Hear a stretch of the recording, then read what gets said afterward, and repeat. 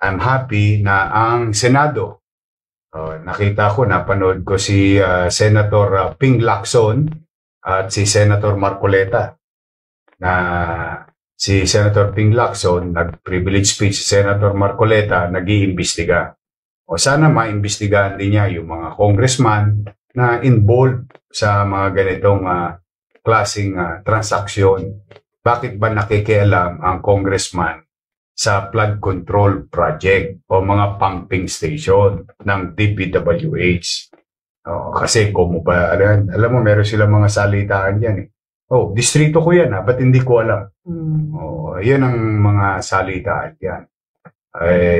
Kahit idinayan ng mga congressman, yan ang katotohanan. Mulat ang tao dyan, ha? Mocha. Opo.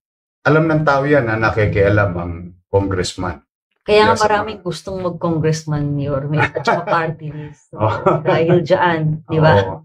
I hope huminto na yan. Ako, I would rather have the local government, or in this case, sa Metro Manila, the MMDA.